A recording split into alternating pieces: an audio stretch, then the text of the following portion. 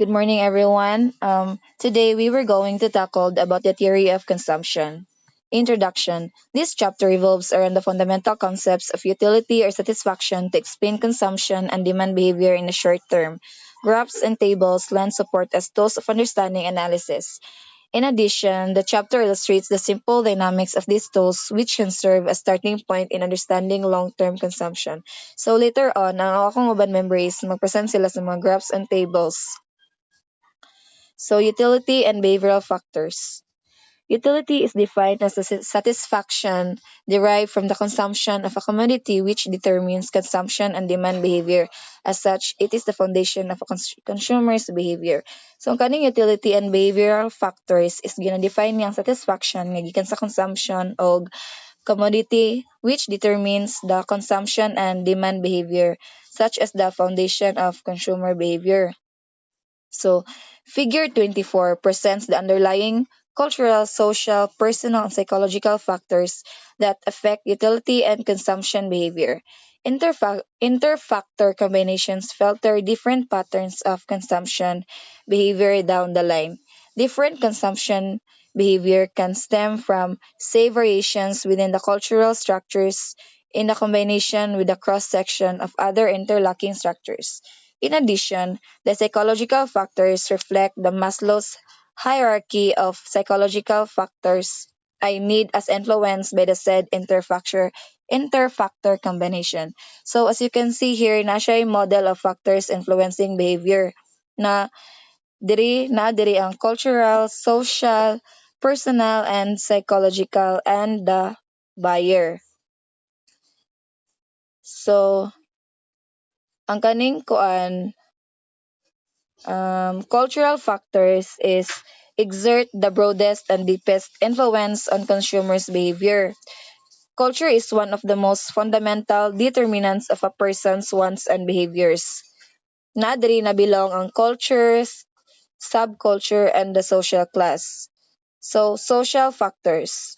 Social factors is a consumer's behavior is also influenced by social factors such as the consumer's reference groups, family and social roles, and the statuses. Personal factors. Personal factors, buyer's decision are also influenced by personal outward characteristics as the buyer's age, ang imong life cycle, ang imong work or occupation, economic circumstances, imong mga problem, and also ang imong lifestyle, imong personality, and ang imong self-concept. Next is the psychological. Psychological factors is a person's purchases are also influenced by the psychological factors na diri na kuan ang motivation, imong perception, learning, and imong mga beliefs and attitudes. So, perception. Perception can be defined as a process by which an individual selects, organizes, and interrupts information to create meaningful picture of the world. Learning, on the other hand, that describes changes, ay, nalabihan man day. Changes, and, ano ko eh. So, as you can see here, nga natay pyramid nga, kuan pyramid ni Maslow's theory of motivation. Naa diri ang self-actualization, esteem needs, belongingness and love needs, safety needs, biological and psychological needs. So ang kaning self-actualization is diri na bilong ang personal growth and fulfillment. Sa esteem needs is imong achievement, status, more responsibility, reputation. Ang belongingness and loveness is diri na bilong siya sa family, affection, relationships, work group, and etc. Safety needs. Dili siya nakuan sa protection, security, order, law, limits, stability. and stability.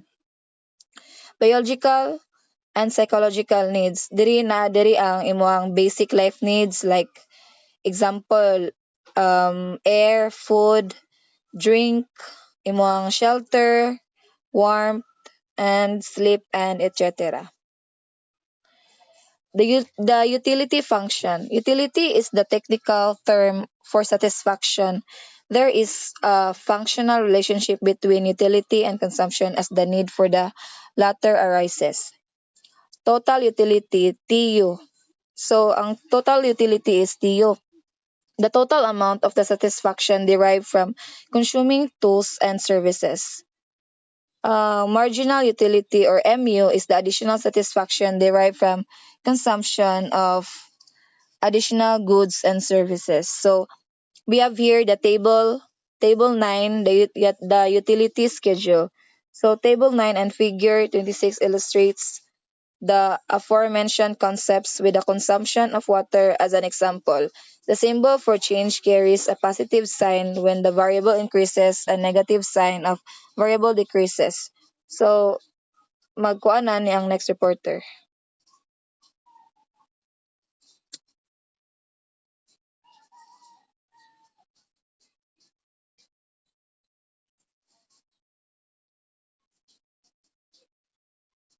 Next na guys.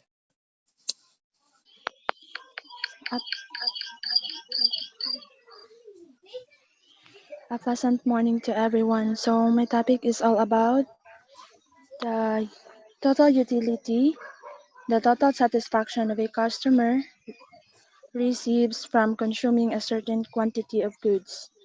So the image shows a graph of the total utility and marginal utility against consumption. So the TU curve is a parabola that starts the origin reaches a maximum and then declines.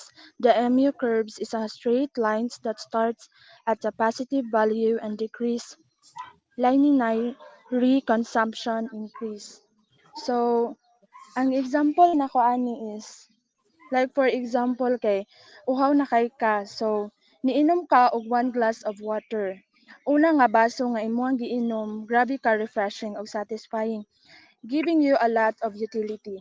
Let's say that glass gives you 10 units of utility, niinom ka sa ikaduha nga baso. It's still good pero dili na inana ka satisfying unlike sa first glass of water nga imong giinom. Niinom ka sa ikatulo, dili na ka inana ka uhaw ug ang tubig nag-start to feel a bit less appealing. This glass might only give you a 6 units of utility. So as you continue drinking more glasses, the marginal utility will likely continue to decrease. Eventually, you might even reach a point where drinking another glass actually make you feel worse. Negative marginal utility and your total utility would start to decline.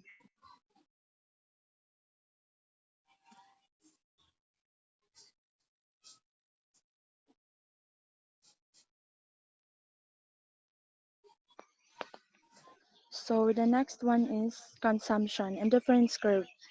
The indifference curve together with the cost in the next section is a useful tool for analyzing consumption behavior and the utility theory. An indifference curve consumption varying combinations in the consumption of commodities that yield the same of total utility. It illustrates this property by assuming two commodity items. So like for sa uso karon is mga combos na siya sa mga businesses. So some gyud sa mga business kay gahimo sila og mga combos para nga mag-provide sa consumer with the same level of satisfaction even though they involve different quantities kay same ra gyapon sila og level bitaw sa kanang satisfaction sa mga consumer or customer nga gapalit. For example is mga combos 2 pizza, 4 soda. So ang ikaduha din nga combination kay 3 pizza and 2 soda. So kana bitawng lahi sila og kanang quantities or kuan pero same lang sila og level bitaw sa satisfaction nga makuha sa mga consumer. So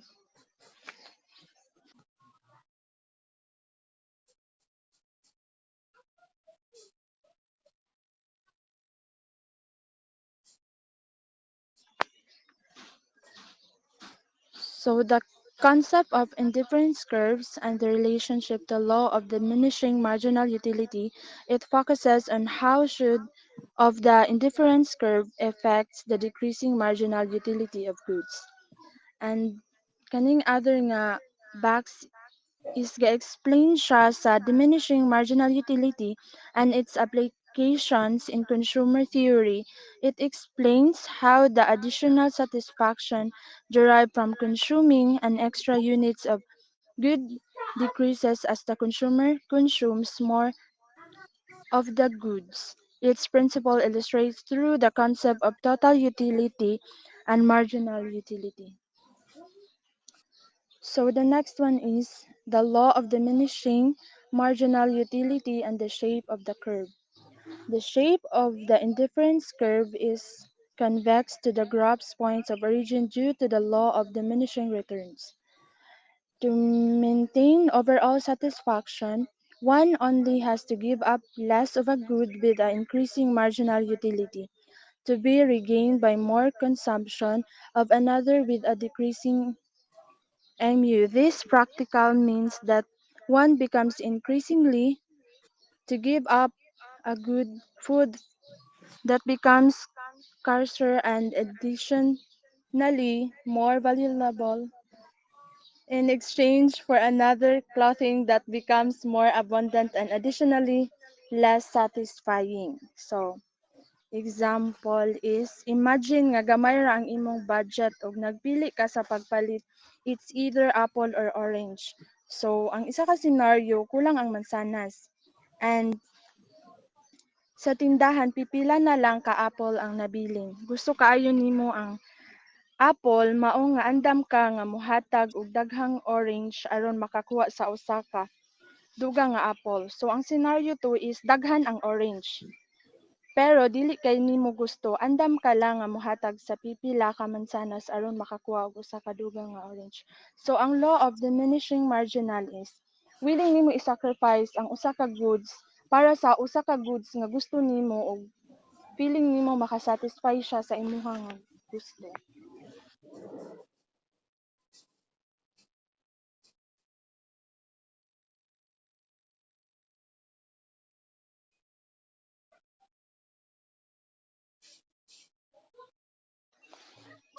So, hierarchy of indifference curves.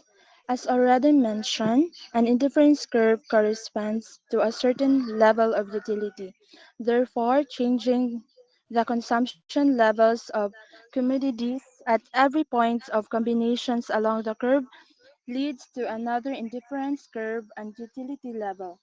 There is hierarchy consisting of infinite indifference curve as there are infinite levels of utility.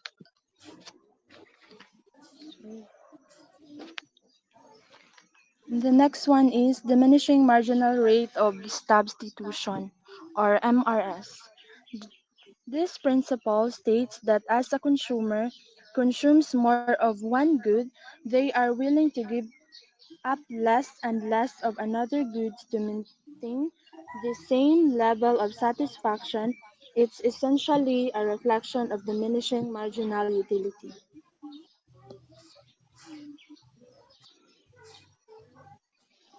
So, ang diminishing marginal rate of substitution is kanang ang combo 1 provides siya og lowest satisfaction and ang combo 2 provides higher level of satisfaction than 1. And the combo 3 provides the highest level of satisfaction. So gapataas ang imuha nga kakakuha nga satisfaction sa mga combination sa mga goods nga imuha nga mapalit.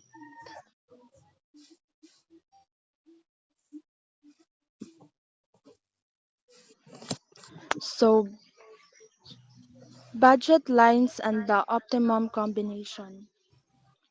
Is optimum best combination of consumption of the commodities within of a budgetary limit? The answer to this question, budgetary, lies in the relationship between the indifference curve, which represents what the consumer likes, and the budget line, which limits affordability. And a budget line contains infinite points, combination of the commodity items that the same budget can buy a given prices.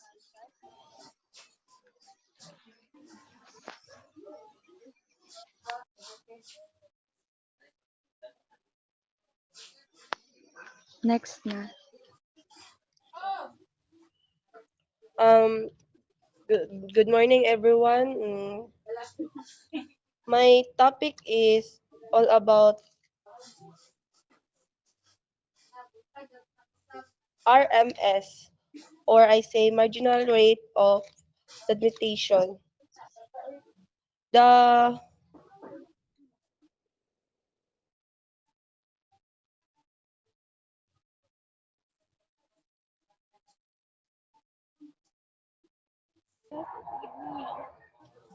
the ratio represents how much food is foregone to buy an additional unit of clothing, reflecting the trade-off between the two commodities. Ang RM, MRS is the trade-off between two goods. Measure siya how much of one good and a consumer is willing to give up to get one more unit of another goods like clothing while ginamaintain nila ang same satisfaction. Then for example, if the consumer has a 500 budget, they can buy 6 units of foods and 2 units of clothing. If the budget increased by 100% to 1,000, their consumption of food and clothing would double to 12 units and 4 units. Dynamic consumption, references. The word is not static and so is consumption, which can change due to the consumer of the goods themselves.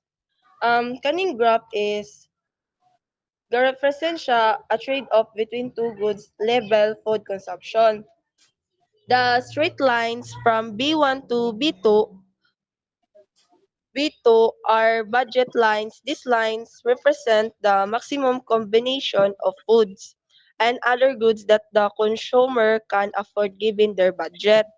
Moving from B1 to B2 show how the consumer might allocate their income between food and other goods. So the consumer is trying to balance how much foods and other goods to consume with a limited budget.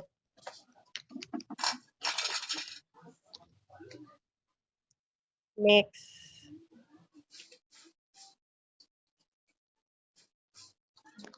So, good morning, everyone. I'm going to discuss the income and substitution effect. The income effect describes how change in consumer purchasing power result from a price change affect the quantity demanded of a good. When the price of a good decrease, consumers effectively have more purchasing power, allowing them to buy more of the good or other goods. Conversely, when the price of a good increase, consumers have less purchasing power, leading them to buy less of good or other goods. Pananglitan ani kung ang presyo sa bugas mo ubos, mas daghan kaayo ang kwarta nga magpabilin sa imong bulsa.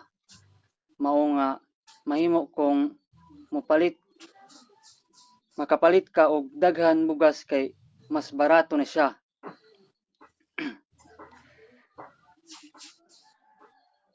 The second one is the substitution effect. Describes how consumers respond to change in relative prices by substituting one good for another. When the price of a good increase, consumers may switch to a cheaper alternative even if their overall income remains the same. Conversely, when the price of a good decrease, consumer may switch away from a more expensive alternative. Pananglitan kung ang presyo sa mantikilya mosaka, basin magdesisyon ka nga mopalit na lang og margarine kay mas barato na siya og mahimo ra man yapon nimo gamiton.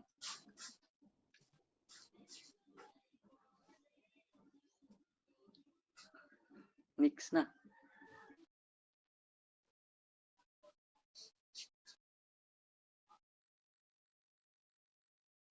So good morning everyone. My topic is consumer surplus. Assuming quantity and price as divisible and infinitesimal, the consumer surplus at n units of consumption in figure 35 is equal to area of the shaded portion in EPQ. Above the total revenue, TR area in NOQE. This is the difference between the gains in consumption as the total area under the curve represents and the sacrifice made from the purchase of the quantities as the TR area represents. Furthermore, the increase in consumer surplus by increasing consumption from I to N increase purchasing power and will be due to lower price.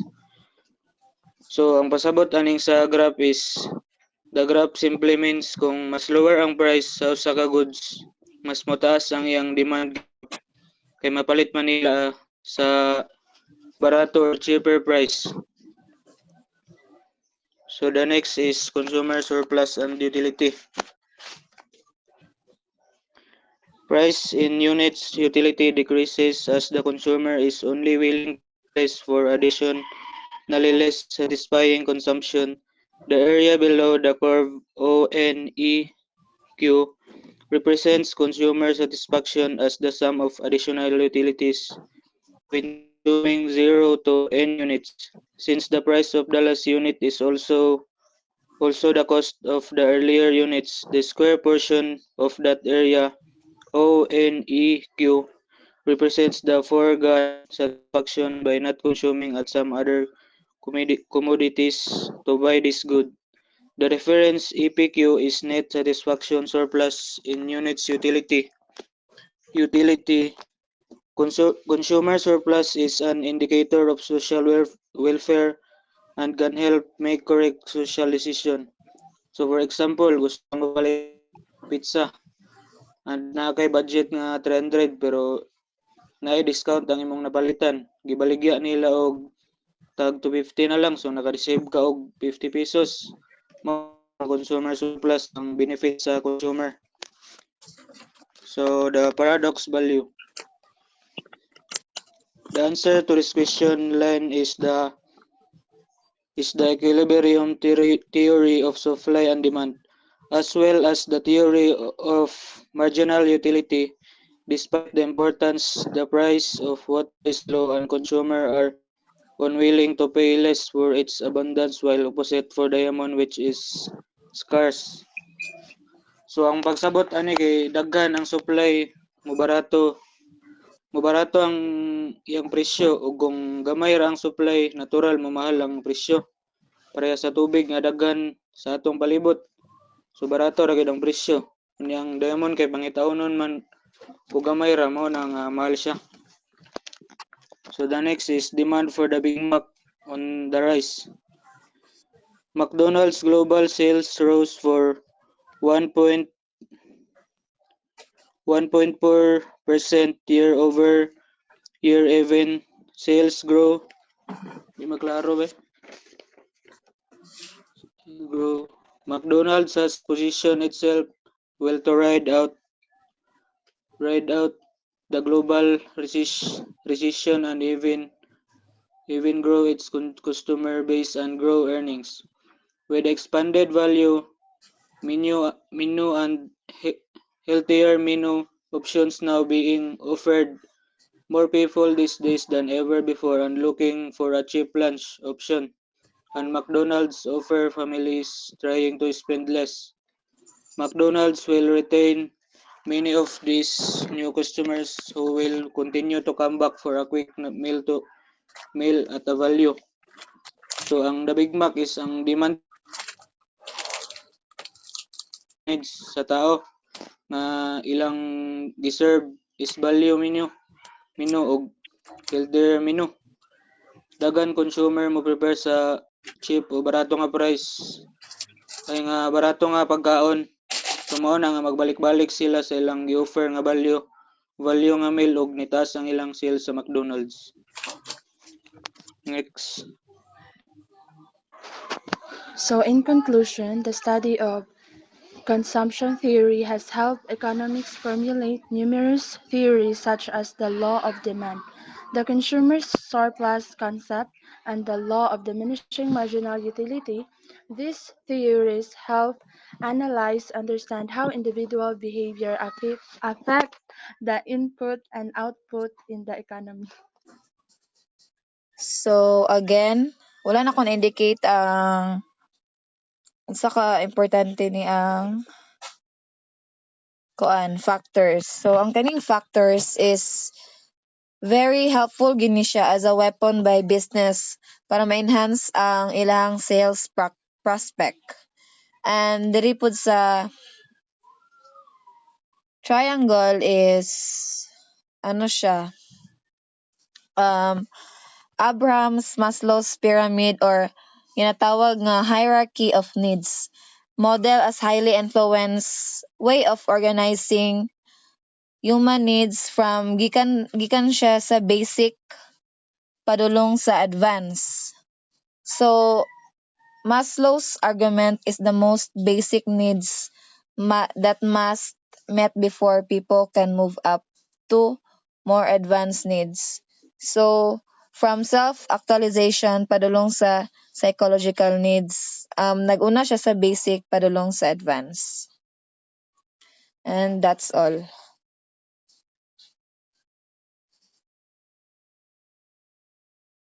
I-end din ako, guys. Sige.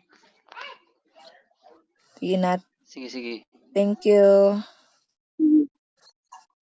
Sige.